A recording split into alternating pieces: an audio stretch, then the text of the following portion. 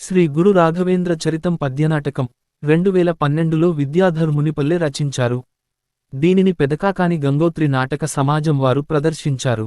అనేక చోట్ల ప్రదర్శనలు అందుకున్న ఈ పద్యనాటకానికి ప్రేక్షకులు బ్రహ్మరథం పట్టారు.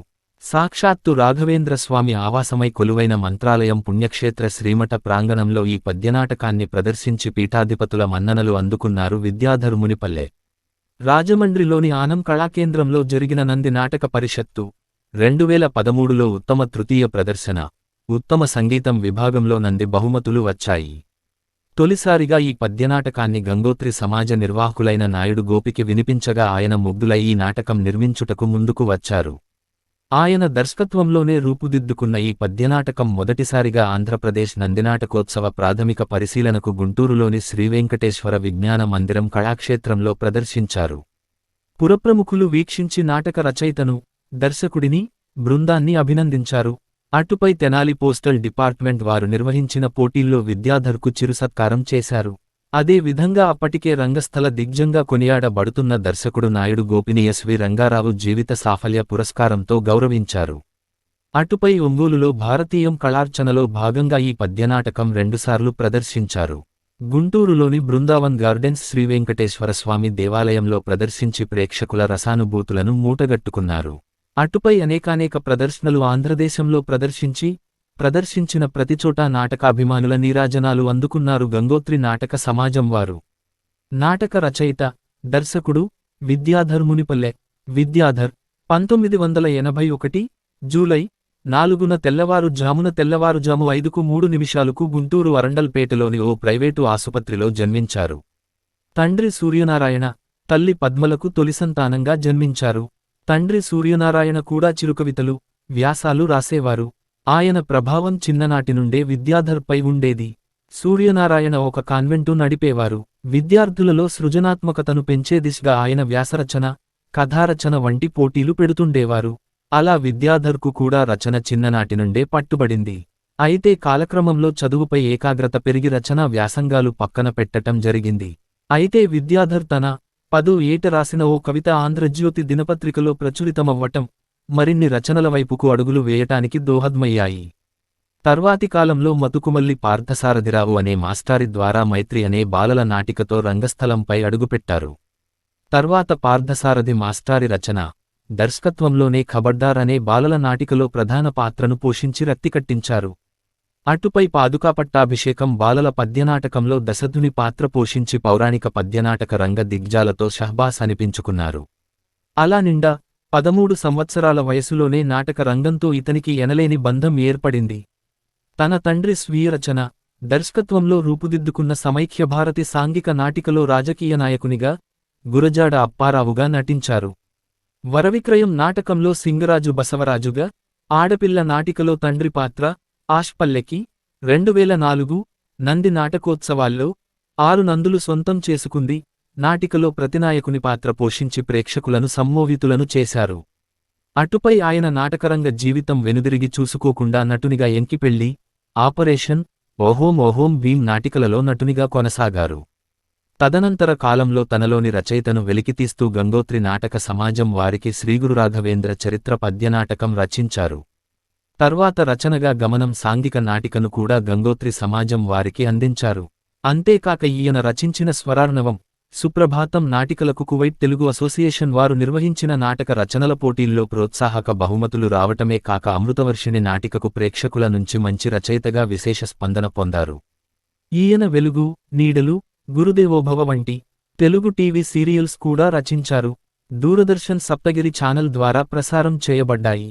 అంతేకాక ఇప్పటి వరకు 28 లఘుచిత్రాలకు కథ్, సర్కీన్ ప్లే, మాటలు, దర్శకత్వాలు వహించారు. వీరు రచించిన రచనలలో గమనం, ఉత్తిష్ట భారతి నాటికలు ఎనలేని పేరు ప్రఖ్యాతలను తెచ్చిపెట్టగా, శ్రీగురు రాఘవేంద్ర చరితం వీరిని అతి చిన్న వయసులోనే పద్యనాటక రచన చేసిన ఇటీవలి కవిగా ఖ్యాతి తెచ్చిపెట్టింది. ఈ నాటకం వెంకటనాథుని విద్యాభ్యాసం నుండి ప్రారంభం అవుతుంది. వెంకటనాథుడు సుధీంద్రుని ఆశ్రమంలో విద్యార్థులలో మేటిగా ఉంటాడు. అదే ఆశ్రమంలో వెంకటనాథుడు అంటే సరిపడని శ్యామసుందరుడు అతనిని దెబ్బతీయాలని తన సహచరులతో అదనుకోసం ఎదురు చూస్తుంటాడు. ఇంతలో ఒకనాడు వెంకటనాథుడు సుధాపాఠానికి భాష్యం రాస్తూ అలసిపోయి నేలపై నిదురోతాడు. అటుగా వచ్చిన సుధీంద్రుడు ఆ భాష్యం చదువుకుని ముగ్ధుడై వెంకటనాథుని సత్కరించదలచి తన ఒంటిపై ఉన్న శాలువాను బహూకరిస్తాడు. నగర సంకీర్తన బృందం అరుపులు పొలికేకలతో నిద్రమేల్కొనిన శ్యామసుందరుడు వెంకటనాథునిపై ప్రతీకారం తీర్చుకొనుటకు తనకు లభించిన అవకాశంగా భావించి తక్కిన సహాధ్యాయులతో కలిసి వెంకటనాథుని దొంగగా చిత్రించి ఆశ్రమం నుండి గెంటివేసే ప్రయత్నం చేస్తారు. అయితే సుధీంద్రుని జోక్యంతో అసలు నిజం తెలుసుకునిన సహాధ్యాయులు వెంకటనాథుని నిర్దోషిగాను, శ్యామసుందరుని స్నేహాన్ని పూర్తిగా విడనాడి గురువుకు దాసోహమంటారు. అంత అవమాన భారాన్ని భరించలేని శ్యామసుందరుడు గురువును, ఆశ్రమమును నిష్ఠూరములాడి వెడలిపోవును. అనంతరం సుధీంద్రుడు రాఘవేంద్రుని విద్యాభ్యాసము ముగిసిందని వివరించి గత రాత్రి అతను రచించిన భాష్యానికి గాను మూలరాముని అనుగ్రహముతో సుధాపాఠమునకు పరిమళములద్దిన కారణమున పరిమళాచార్య అను బిరుదుతో సత్కరిస్తాడు. ఇంటికి వెడలి మంచి కన్యను చూసి వివాహమాడి గృహస్థు ధర్మాన్ని నిర్వహించమని ఆదేశిస్తాడు సుధీంద్రుడు.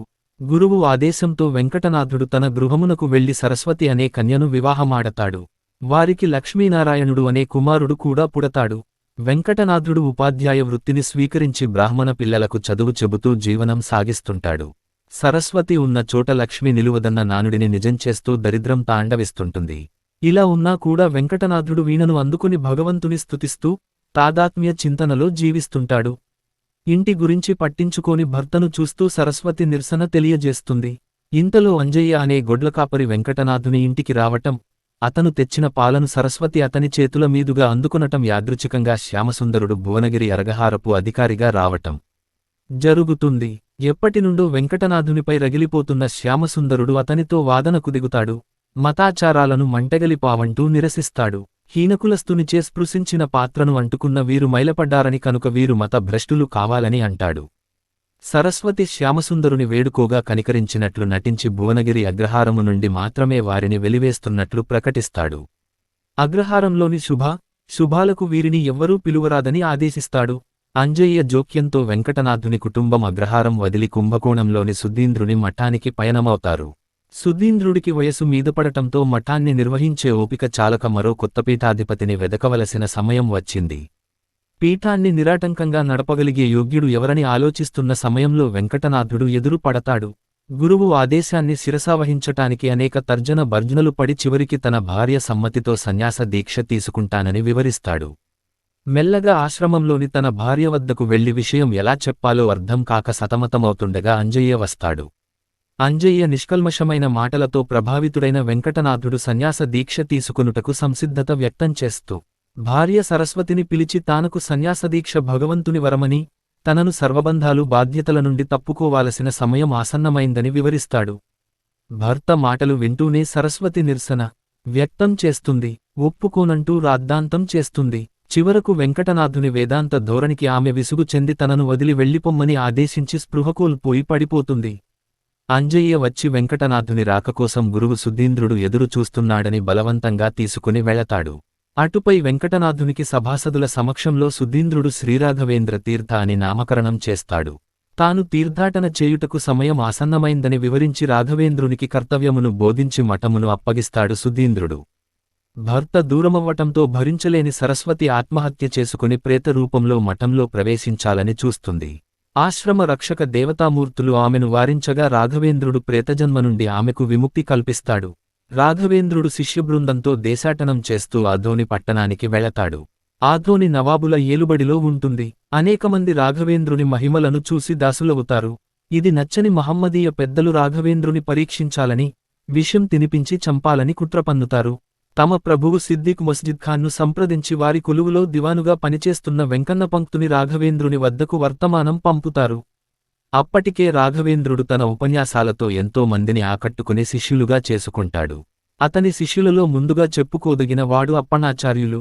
అతను పాండిత్యం కలవాడు. రాఘవేంద్రునిపై అమితమైన భక్తి కలవాడు. రాఘవేంద్రునికి ఏకాంత సేవ చేయుచూ తన పాండిత్యాన్ని ప్రదర్శించి మెప్పు పొందాలని ప్రయత్నిస్తూ తన తప్పులను దిద్దుకుంటూ ఉంటాడు. నవాబు పంపిన వర్తమానము తీసుకుని వెంకన్న పంక్తు మఠానికి వస్తాడు. ఇతను కూడా రాఘవేంద్రుని భక్తుడే. నిజానికి రాఘవేంద్రుని కృపతోనే ఇతను విద్యావంతుడై ఆందోని సంస్థానంలో దివానుగా ఉద్యోగం సంపాదిస్తాడు. వెంకన్న పంక్తు తెచ్చిన సందేశాన్ని విన్న అప్పన్న నవాబుపై ఆవేశం ప్రకటిస్తాడు. రాఘవేంద్రుడు తప్పని మందలిస్తాడు.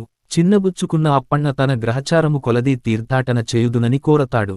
రాఘవేంద్రుడు అంగీకరిస్తాడు. రాఘవేంద్రుని మహిమలు ఆనోటా ఈనోటా విన్న శ్యామసుందరుడు ఆయనను దర్శించి తన దారిద్ర్యం నుండి పాపకర్మల నుండి బయటపడాలని భావించి మఠాన్ని చేరతాడు. అయితే అక్కడ తన సహపాఠి అయిన వెంకటనాథుడే రాఘవేంద్రుడని గ్రహించి అతనిని క్షమాపణలు వేడతాడు. భగవంతుని ఇచ్ఛానుసారం అతనికి రాఘవేంద్రుడు ప్రాణేశాచార్యుడని నామకరణం చేస్తాడు. అనంతరం ఆధోని సంస్థానంలో మతపెద్దలు పెట్టిన పరీక్షలలో రాఘవేంద్రుడు గెలిచి వారిని మతసహనానికి పాటుపడమని కోరతాడు. తమ మతపెద్దలు చేసిన తప్పుకు గాను ఏదైనా స్వీకరించమని నవాబు సిద్దిక్ మస్జిద్ ఖాన్ కోరటంతో తుంగభద్రా తీరాన ఉన్న మంచాలను శ్రీమఠం పేరుతో రాసివ్వమని కోరతాడు రాఘవేంద్రుడు. అంగీకరించిన నవాబు వెంకన్నపంక్తుచే పట్టాను సిద్ధం చేయించి రాఘవేంద్రునికి సమర్పించుకుంటాడు. ఆధోని హిందూ రాజుల పాలనలో ఉండగా మంచాల మఠం కిందనే ఉందని తిరిగి మఠం కింద ఉన్న భూమిని సంపాదించి ఇచ్చిన వెంకన్నపంక్తును రాఘవేంద్రుడు అభినందిస్తాడు. ఇక్కడ తనకన్నా ముందుగా అనేకమంది గురుమూర్తులు తపశ్శక్తి ధారపోశారని, పురాణపురుషుల పాదధూళితో పవిత్రమైన మంచాలను తిరిగి మఠానికి అప్పగించావని, తన బృందావన నిర్మాణం కూడా వెంకన్నపంక్తు ఏర్పాటు చేయాలని రాఘవేంద్రుడు వెంకన్నపంక్తుని ఆదేశిస్తాడు. ఇదే సమయంలో తనతో వెన్నంటి ఉండి జీవితాన్ని దిశానిర్దేశం చేసిన అంజయ్య సాక్షాత్తు ఆంజనేయస్వామిగా తెలుసుకుంటాడు రాఘవేంద్రుడు. ఆంజనేయస్వామి దివ్యదర్శనం అయినంతానే రాఘవేంద్రుడు బృందావన ప్రవేశగడియలు సమీపించనని తెలుసుకుంటాడు. అనంతరం బృందావన ప్రవేశం జరుగుతుంది. అప్పణాచార్య తను లేకుండా బృందావన ప్రవేశం చేసినందుకు గుండెలు పగిలేలా రోదిస్తాడు. స్పృహ కోల్పోయి బృందావనం ముందు పడిపోతాడు. రాఘవేంద్రుడు అప్పన్నతో బృందావనం నుండి మాట్లాడి దర్శనమిచ్చి కర్తవ్యబోధ చేయటంతో నాటకం ముగుస్తుంది.